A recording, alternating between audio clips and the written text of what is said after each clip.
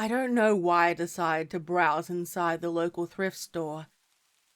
The idea of walking through aisles of pre-used items, possibly owned by deceased people, was always weirdly unsettling to me.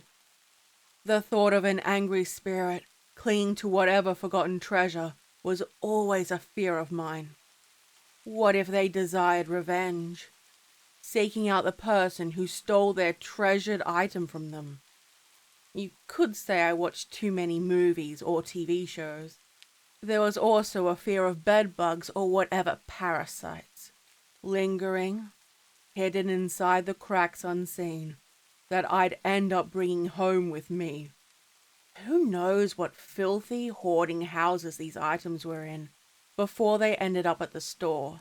Putting aside my paranoia, I stepped through the entryway of a glass door with an open sign. I heard the automatic bell ring and walked through the mostly deserted building, greeted by the musty smell of old clothing, books, and furniture. There were some people browsing the homewares or the long racks of clothing.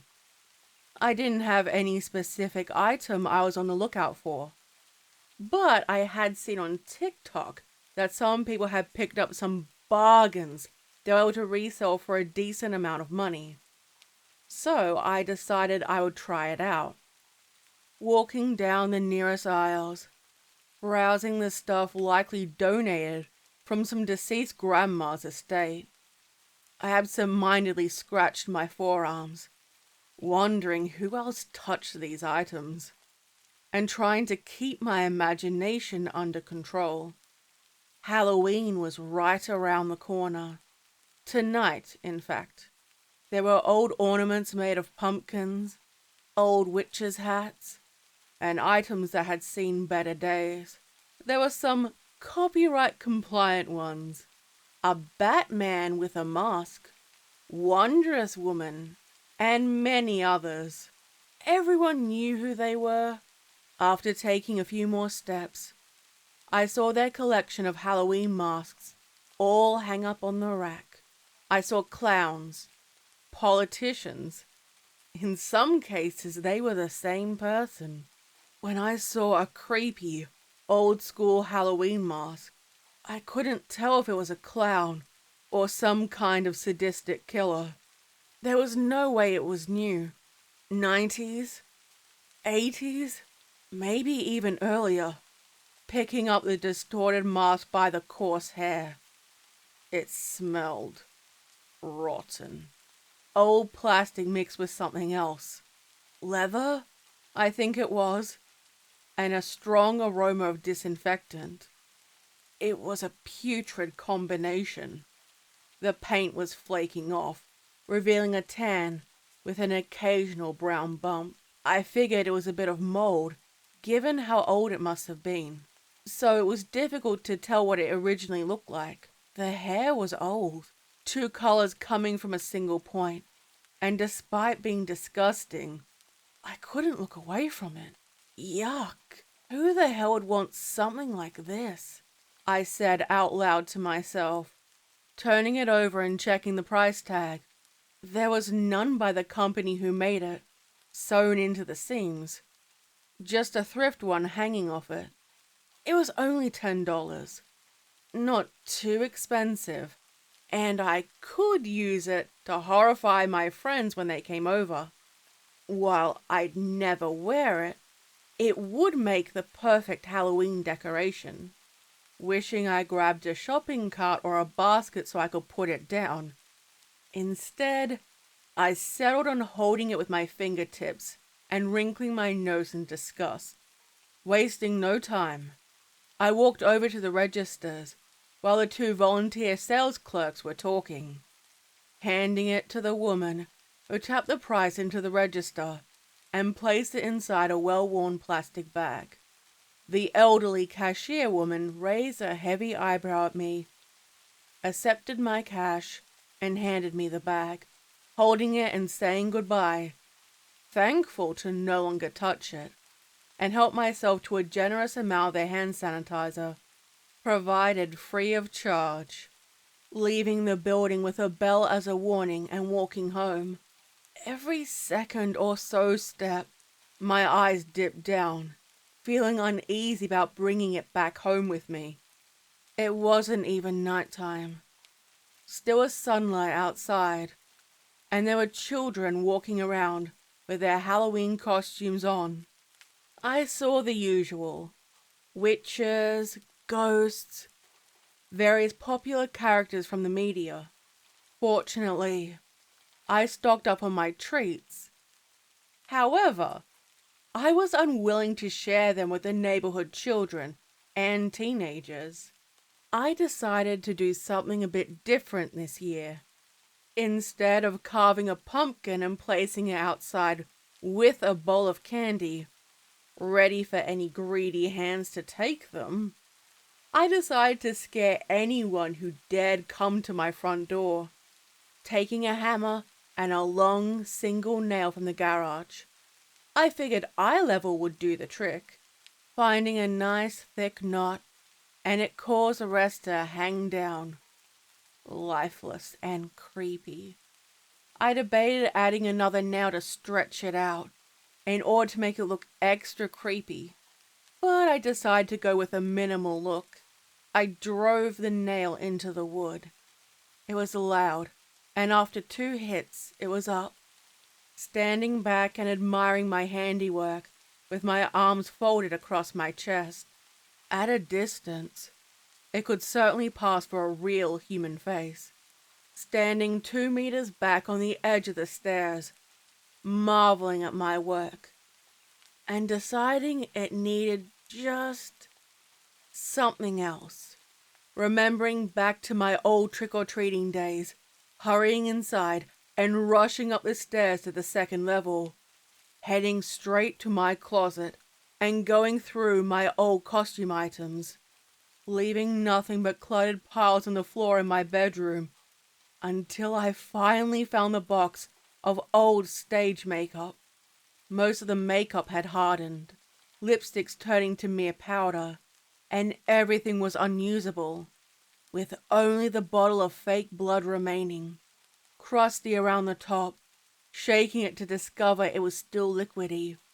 Opening it, it looked perfect. Jogging back out to the front door, dribbling the blood down along the hairline, and standing back to see, it looked creepy. Twisting my head to one side, pondering where else the blood should go, deciding around the eye sockets, creating bloody tears down the cheeks, and allowing it to flow down naturally. The fake, fresh blood weirdly began to bring it back to life. The pink gave it a weirdly human appearance. It was unsettling and perfect. I wondered which company made it. It was probably used as a prop in some B-grade horror movie. It still needed something else. I added blood around the twisted lips, around where the tear ducts were, and allowed it to leak down, anywhere a corpse would realistically bleed from. There was a smooth cut line around the neck. Actually, on closer inspection, it looked burnt, deciding to start ripping the edges to create more of a horror, grotesque appearance, as though a killer pulled someone's face right off. And finally, adding fake blood around the neck, pouring on half the bottle, it dribbled down onto the floor beneath, pooling around the door and staining the welcome mat. It was gory and magnificent. I couldn't resist a laugh of wicked glee. Dipping my finger inside the fake blood, I wrote, "I'll be back," just below the mask, all messy and disorganized, the way I imagined a deranged killer would, smothering my hand in the rest of the blood, planting it on the door, leaving a handprint, and smudged it down, leaving a trail as though a helpless victim had been dragged away. Happy with my work, I opened the door and went inside to wash it off. going inside and washing my hands many times, scrubbing with hot water and liquid soap to wash it off. I wondered how many kids would walk past, how many parents would complain to the city council that I had gone too far with my decoration. My security camera recorded footage, so I could always check out people's reactions tomorrow. I wondered if I'd get anyone checking in on me to see if I was okay. Maybe the police would be called. My imagination ran wild with the possibilities. Then I remembered how in the US, a corpse was found hanging from a tree among other decorations, only to still be up days later, while all the others had been taken down, and people believed it was a good prop, until they discovered that it was, at one point, an actual person. It was getting dark now, and I decided to grab some dinner. Getting a microwave meal out of the freezer. It was some kind of tasty processed slop, and after stabbing the lid with a fork, I put it in the microwave. Pouring a nice cup of hot chocolate, stirring the spoon, and taking a long, deep sip. Leaning on the kitchen counter while the countdown took place. Wishing at the last minute I got more into the spirit of Halloween. The loud ding filled the room. Lifting it out, opening the plastic wrapper, and the steam rising up while I tossed it on a tray. Taking a seat on the TV on my reclining sofa, settling in and making myself comfortable. A tray on my lap, the remote on my armrest, and turning on some trashy slasher film, my absolute favorite genre.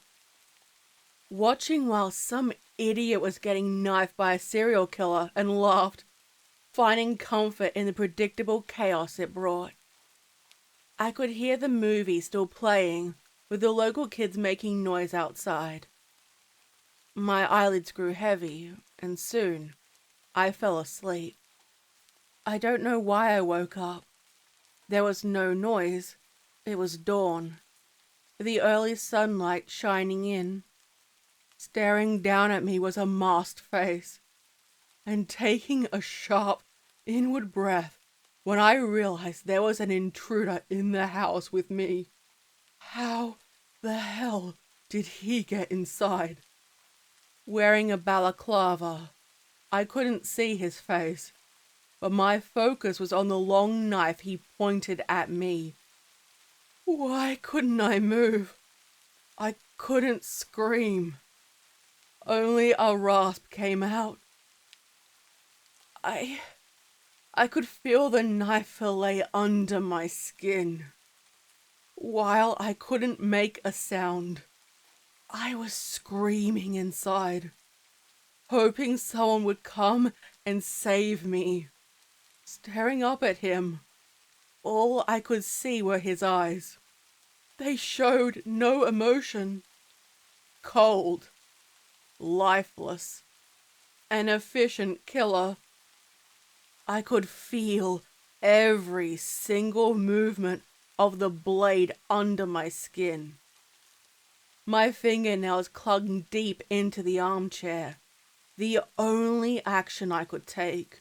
My phone was in my bag on the couch, and too far to reach. If I was able to turn my head, I'd be able to see it. With half my face folded down, covering my mouth, my blood-soaked hair resting on my chin, I could taste the metallic taste of my blood, coupled with a bitter, antiseptic taste. What was this? The aroma made my head spin. Feeling the stinging cold of the air on my exposed flesh, I watched while he paused, the tip of the knife away from my sight. I tried to beg him to stop, only to see him writing something on the wall, only for him to go back to his slow, agonizing slicing.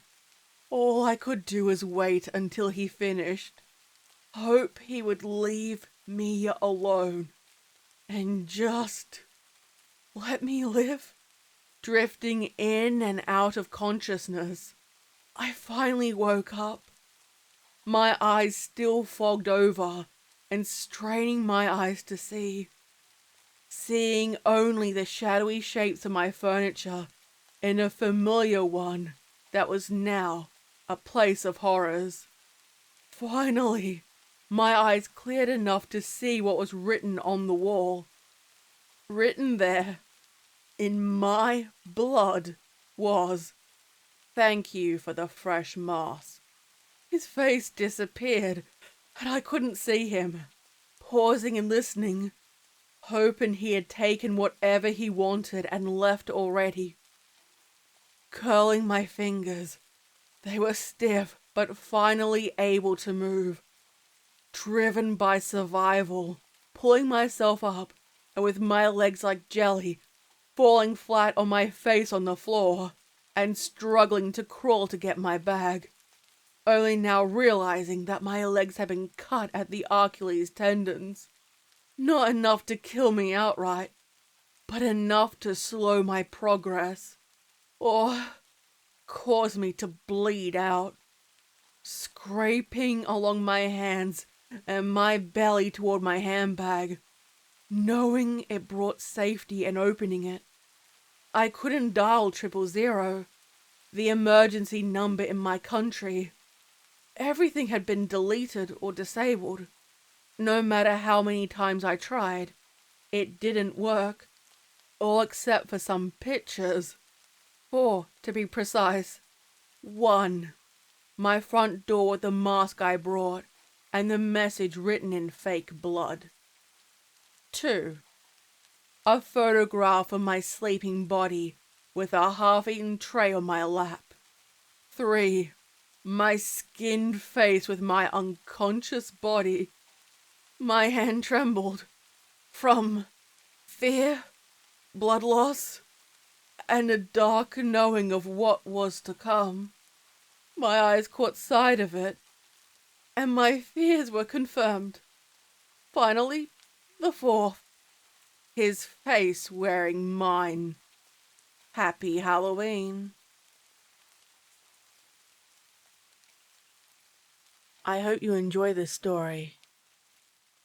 What did you think of it? Let me know what you thought in the comments section down below. Don't forget to stab the like button, subscribe, hit the bell and leave a comment. This video is made with the support of my incredible channel members, Patreon subscribers, and all my viewers. Thank you so much for supporting me. Don't forget to check out my social media accounts below, including my merch. Stay safe, my little spooklings. And remember, I'll be watching you.